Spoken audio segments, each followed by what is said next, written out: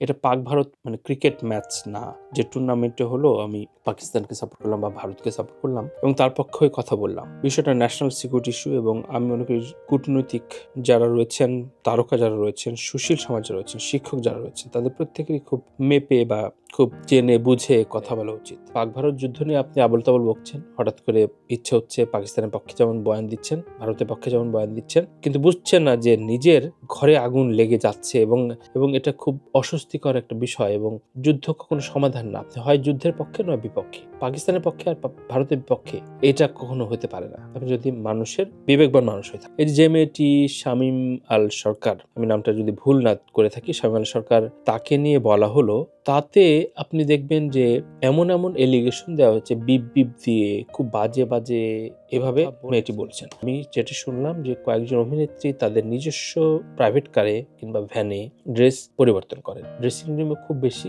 সাহস পায় না। তো এই ইনসিকিউরিটি যদি টিকটক বা রিলসের কারণে হয়, তাহলে আমি মনে করি যে এটা এর চেয়ে ভয়ঙ্কর কিছু হতে পারে।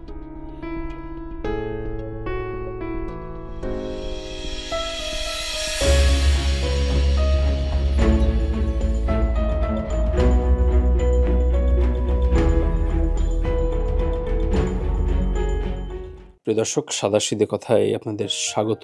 আমি নিয়মিত অনিয়মিতভাবেই বিভিন্ন বিষয় নিয়ে কথা বলি। আজকে অনেকগুলো বিষয় নিয়ে কথা বলার ইচ্ছা ছিল, কিন্তু আপনারা জানেন যে পাক ভারত যুদ্ধটা শুরু হয়ে গেছে। এটা নিয়ে অনেক রকম তত্ত্ব তালাশ বা অনেক রকম মতবাদ দিচ্ছেন এবং সাবকন্টিনেন্টে বিভিন্ন রকম টকশোতে শুধু এটা নিয়ে আলাপ হচ্ছে। আমাদের ফেসবুকের বিভিন্ন সুশীল বিশারদ, তারকা, কুশলী সকলেই মন্তব্য দিচ্ছেন। কিন্তু আমার একটা কথা, যে আমরা কখনোই প্রতিবেশী রাষ্ট্র যদি কোনো যুদ্ধ বিগ্রহে লিপ্ত হয়, তাহলে কখনোই তার সুস্থ বা স্বস্তিকর কোনো খবর না। এটা আমাদের জন্য অশনি সংকেত এবং আমাদের জন্য ভীতিকর। এখন এই অবস্থায় আমাদের পক্ষে বিপক্ষে, আমি শুধু একটু বলেছি বা লিখেছি যে এটা পাক ভারত ক্রিকেট ম্যাচ না, যে টুর্নামেন্টে হলো আমি পাকিস্তানকে সাপোর্ট করলাম বা ভারতকে সাপোর্ট করলাম এবং তার পক্ষে কথা বললাম। বিষয়টা ন্যাশনাল সিকিউরিটি ইস্যু এবং আমি মনে করি কূটনৈতিক যারা রয়েছেন, তারকা যারা রয়েছেন, সুশীল সমাজ যারা রয়েছেন, শিক্ষক যারা রয়েছেন, তাদের প্রত্যেকেরই খুব মেপে বা খুব জেনে বুঝে কথা বলা উচিত। আমাদের জেনে বুঝে কথা বলার অভ্যেস এবং এই চর্চাটা একেবারেই যে ছিল না তা না, ছিল, কিন্তু আমাদের যদি ফিল্টারের ভয় নেই, আমরা এখন প্রতিনিয়ত ভাইরাল হতে চাই এবং যে কোনো বিষয় নিয়ে কথা বলি, কথা তুলতে ভালোবাসি। সো সেক্ষেত্রে হঠাৎ করে মোবাইলটা অন করে ফেললাম, কিছু বললাম, ব্যাস একটা কন্টেন্ট দাঁড়িয়ে গেল।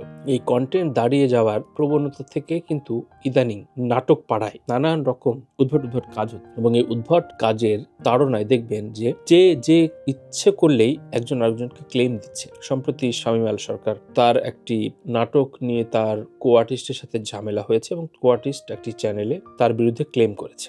এখন দেখেন, মোরাল এথিক্সের জায়গায় যে বিষয়টি প্রশ্ন তুলছি, আমি রাজনীতি থেকে আবারও আমাদের কালচারে আসলাম, কারণ এই ঘটনাক্রম একই। পাক ভারত যুদ্ধ নিয়ে আপনি আবল তাবল বকছেন, হঠাৎ করে ইচ্ছে হচ্ছে পাকিস্তানের পক্ষে যেমন বয়ান দিচ্ছেন, ভারতের পক্ষে যেমন বয়ান দিচ্ছেন, কিন্তু বুঝছেন না যে নিজের ঘরে আগুন লেগে যাচ্ছে এবং এটা খুব অস্বস্তিকর একটা বিষয় এবং যুদ্ধ কখনো সমাধান না। আপনি হয় যুদ্ধের পক্ষে নয় বিপক্ষে, পাকিস্তানের পক্ষে আর ভারতের বিপক্ষে এটা কখনো হতে পারে না। আপনি যদি মানুষের বিবেকবান মানুষ হয়ে থাকেন। ঠিক তেমনি যখন যা ইচ্ছে ট্রেন্ডে থাকার জন্য, এই যে মেয়েটি শামীম আল সরকার, আমি নামটা যদি ভুল না করে থাকি, শামীম আল সরকার, তাকে নিয়ে বলা হলো, তাতে আপনি দেখবেন যে এমন এলিগেশন দেওয়া হচ্ছে বিপ বিপ দিয়ে, খুব বাজে বাজে কথা বলেছে শামীম, এভাবে মেয়েটি বলছেন। আমি প্রথমে দেখে ভেবেছিলাম যে এত বাজে কথা বলে, ও খুব রুড। শামীম রুড সবসময়, খুব আউটস্পোকার, খুব লাউড, এটা সবাই জানে। ইভেন আমার সাথেও একবার খুব বেশ তর্ক হয়েছিল। আমার ইন্টারভিউ দিয়েছে, আমার ইন্টারভিউর এডিটর আবার কিছু ক্লিপিংস তৈরি করেছে, সেই ক্লিপিংস দেওয়া যাবে না, ইত্যাদি নানান রকম শাউট করেছে। তো আমি বলেছি যে আমি তোমার শাউটটাকে পছন্দ হচ্ছে না, আমার ভালো লাগছে না, কিন্তু আমি তোমার কথা যেহেতু রিকোয়েস্ট করেছো, রিকোয়েস্ট এভাবে করে না, যদিও তুমি যেভাবে বলছো ওই অ্যাপ্রোচ ভালো না, কিন্তু তারপর আমি ওটা ড্রপ আউট করলাম। কিন্তু তারপরও সে একজন অভিনেতা, পরিশ্রমী এবং মেধাবী। এই মেধাবী, পরিশ্রমী, ভালো পড়ালেখা করা সন্তান এত বাজে ক্লেম কখনো করতে পারে না। দেখেন, এরপরে তার কোনো পক্ষ বিপক্ষ কোনো রিপোর্ট নাই, রেফারেন্স কোনো রিপোর্ট নাই। আমি কোনো চ্যানেলকে দোষারোপ করছি না, এটা সব চ্যানেলে, হয়তো একটি চ্যানেলে মেয়েটি গিয়েছে, কিন্তু সব চ্যানেলে এই ধরনের পিক করতো মেয়েটি যেখানে যায়। তার মানে কি, খুবই আনস্টেবল একটা গেম হয়ে যাচ্ছে যে একটি মেয়ে এলিগেশন দেবে এবং আজে বাজে কথা বলে ফেলবে, তার পরিবার হিউমিলেট হবে, বিব্রত হবে, এটা তো একটা মব। সুতরাং শামীমের পরিবারের কথা ভাবেন, সে সদ্য বিবাহ করেছে, আমার সাথে সাথে কিন্তু শামীমের খুব বেশি ভালো সম্পর্ক না, মানে কথাবার্তা হয় না কিন্তু খুব বেশি। কিন্তু আমার যখন মেয়েটার কথা শুনলাম, পুরোপুরি দেখলাম, তখন মনে হলো যে এত বাজে কথা বলতে পারে সবার সামনে, এটা কি কোনো হয়? ও যতটুকু জানি পড়াশোনা করার ছেলে, বিদেশে তো মালয়েশিয়া পড়াশোনা করেছে, সে কিন্তু এত বাজে কথা বলবে তাই বলে? পরবর্তীতে সে প্রেস মিট করেছে এবং তার আত্মপক্ষ সমর্থন করে বলেছে। কিন্তু আমার প্রশ্ন হচ্ছে, আমাদের গণমাধ্যম, বড় ছোট মাঝারি কন্টেন্ট ক্রিয়েটর, মোবাইল সাংবাদিক, যে যাই বলি না কেন, সবারই একটা মোরাল এথিক্স থাকতে পারে। যেন আমি এখান থেকে সব তারকার সাথে কানেক্ট করতে পারি, অনলাইনে আমার ইন্টারভিউ যায়, আমি যদি কারো ক্লেম শুনি, সুতরাং পরবর্তী পর্বেই কিন্তু তার ক্লেমটা ভেঙে তার রিপ্লাইটা নেওয়ার চেষ্টা করি, কিংবা বলি যে এটা কিন্তু আমি অবশ্যই জিজ্ঞাসা করি। কিন্তু এখানে তো কোনো লাইভ প্রোগ্রাম না, ওই মেয়েটির সাথে শামীমের বক্তব্য দিয়ে রিপোর্টটা প্রকাশ করলেই পারতো। কিন্তু কয়েক ঘন্টার মধ্যে মিলিয়ন ভিউ বা ভাইরাল হবার জন্য কোনো চ্যানেল বা ওই মেয়েটি যদি চায় এবং এটি যদি এস্টাবলিশড হয়ে যায়, আপনি কতটা ভয়ের চিন্তা করেন? মানে ভয়ের এই অর্থে যে একটা নতুন মেয়ে, ভালো মেয়ে, হয়তো ও মেয়েটার ইন্টেনশন খারাপ না, সে মেয়েকেও ট্রাস্ট করবে না কোনো কোয়ার্টিস্ট বা ডিরেক্ট, কারণ ভাববে যে আবার কোনো ঝামেলা পড়ি না, সুতরাং আমরা পরিচিত কাউকে নিয়ে কাজ করার চেষ্টা করি। এই প্রবণতা তৈরি হলে আমাদের ইন্ডাস্ট্রিতে খুব বেশি এই টিকটকাররা গ্রাস করে ফেলবে। এমনিতেই দেখেন আমাদের ইন্ডাস্ট্রিতে এখন সবচেয়ে বড় এলিগেশন, অনেক পরিচালক আমার বন্ধু এখনো প্রচুর কাজ করছে, কিন্তু সবারই একটা অভিযোগ যে অন দ্য সেট তারা সবসময় মোবাইলটা অন রাখতে চায় এবং ছোট ছোট রিলস বানাতে চায়। এটা একটা এথিক্যাল গেম আমি মনে করি, যে আপনি যখন ওকে কন্টেন্টই দিচ্ছেন তখন বলে নেবেন, হয়তো বলবেন যে আমি 20টা রিল বানাবো এবং তোমার নাটকে অভিনয় করবো, সুতরাং 20টা রিলস বাবদ আমাকে তুমি ওই 2000 টাকা কম দিও, বাকি টাকা দিও। মানে কিন্তু একটা মিউজিক কিন্তু কেউই কিন্তু করছে না, এবং অনেক অযাচিত ফুটেজ, ক্যামেরাম্যান যারা লাইট করেন, প্রোডাকশন বয়, সবার হাতে তো মোবাইল, স্মার্টফোন, সেখান থেকে লিক হয়ে যাচ্ছে। সুতরাং একজন পরিচালককে প্রচুর পরিমাণে পরিশ্রম করতে হয় এবং চোখ, নাক, মুখ, কান, গলা সব খোলা রাখতে হয় যে কোথায় কোন ফাঁক করে কি ভিডিও হয়ে যাচ্ছে। সবচেয়ে ভয়ঙ্কর দিক হচ্ছে আমাদের ড্রেসিং রুম, নায়িকারা বা অভিনেত্রীরা যেখানে পোশাক পরিবর্তন করেন, সেখানেও এখন অনেকেই খুব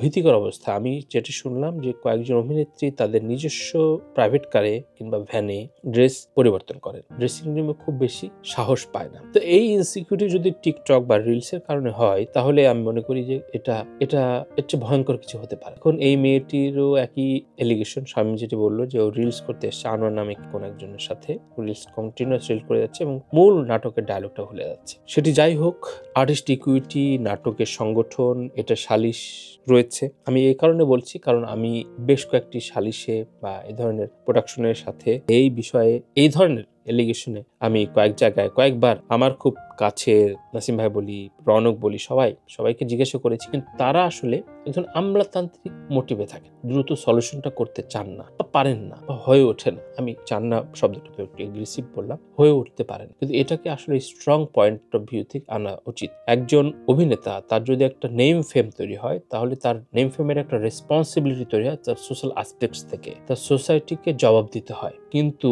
এটা মানে কোনো দম্ভর বিষয় না, কিন্তু একজন নবিশ, একজন অভিনেতা বলি, অভিনেত্রী বলি, তার কোনো জবাবদিহিতার জায়গা নেই, সে নানানভাবে ভাইরাল এবং আলোচনা আসতে চায়। এই দুটোর পার্থক্য আগে খুঁজতে হবে।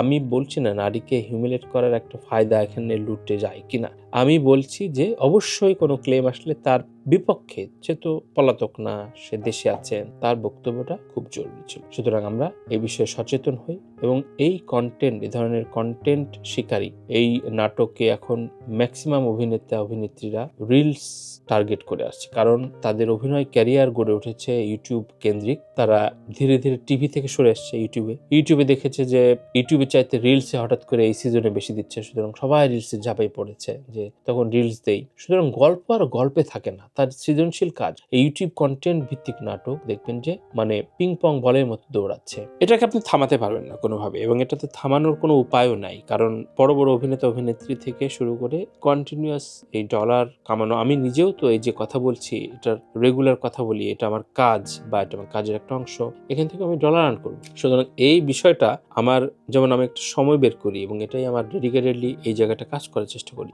একটা একটা কাজের ভেতরে যখন আপনি নাটক করতে এসে রিলস করবেন, এটা মনে হয় যে আর্টিস্ট ইকুইটি বা সাংগঠনিকভাবে খুব স্পেসিফিক একটা নিয়মে আসা খুব জরুরি। দেখেন দেখতে দেখতে কিন্তু আমাদের মানে রিয়ামণি অন্য মেয়েকে দিয়ে ধর্ষণ মামলা করেছেন, হিরো আলম ইত্যাদি নানান রকম খবরও আসছে। সুতরাং এই ধরনের খবর আমরা খুব সালাদের মতো গ্রহণ করি, খুব সসি লাগে, কিন্তু আমাদের প্রেস্টিজিয়াস খবর, সম্মানজনক খবর হারিয়ে যায় এবং সেগুলো নিয়ে আমরা চর্চা করতে পারি না। এগুলো নিয়ে সবাই দৌড়াতে থাকি। কিছুদিন আগে কি যেন অভিনেত্রী বর্ষাকে নিয়ে নানান রকম কথাবার্তা। আমরা কোনটা নিয়ে পড়ে থাকবো? একদিকে বলিউড বা তাদের অন্যান্য ইন্ডাস্ট্রি মেড গালাতে ফ্যাশন ডিজাইন বিশাল বিজনেসে তার জামা পড়ছে, তো তার কোটি কোটি ব্র্যান্ড ইমেজ হচ্ছে। শাহরুখ খান এখানে আসছে, শাহরুখ খান ফান্ড রেজ করছে নিউ ইয়র্কে। আপনাদের জানিয়ে রাখি, শাহরুখ খান ফান্ড রেজ করার জন্য পার পার্সন $75,000 নিচ্ছে স্পেশাল ডিনার প্রোগ্রামের জন্য। আপনি নিজেও চাইলে পারবেন $75,000, অর্থাৎ মাত্র বাংলা টাকা 1 কোটি টাকা। 1 কোটি টাকা যদি আপনি খরচ করতে পারেন, তাহলে ওই 1-2 ঘন্টা ডিনার এবং কয়েকটা ছবি সেলফি তুলতে পারবেন এবং হেসে কথা বলবেন। তো ব্র্যান্ড ইমেজটা কোথায় গেছে তারকাদের, আর আমরা কোথায় পড়ে আছি, আমাদের মিডিয়া কোথায় আছে, সেটা ভাবা প্রয়োজন। পাশাপাশি ভাবা প্রয়োজন যে আমরা আমাদের জায়গায়, সক্রিয় জায়গায়, আমরা শান্তির দেশ এবং খুব সুন্দরভাবে বেঁচে থাকতে চাই বাংলাদেশে, আমাদের পরিবার। সুতরাং এই আশপাশের যুদ্ধ, পাক ভারত প্রতিবেশীর যে যুদ্ধ, এই বিষয় নিয়ে খুব কনসার্নলি কথা বলা। আমি আমার কথাগুলো বলে ফেললাম, মানতে হবে তা না, আমার মতামতটা দিলাম। আমি কারো উপদেশ দিই না, আমি সাদাসিধে কথায় বিনয়ের সাথে আমি আমার কথা বলি। সবাই খুব ভালো থাকবেন, দোয়া করবেন আমার জন্য। এবং মতের বিপক্ষে থাকলেও কমেন্ট করতে পারেন, সেটা নিয়ে তর্ক হতে পারে, আলোচনা হতে পারে। মতের পক্ষে থাকলেও জানাতে পারেন। সঙ্গে সবাই অনেক ভালো রাখবেন। আল্লাহ হাফেজ।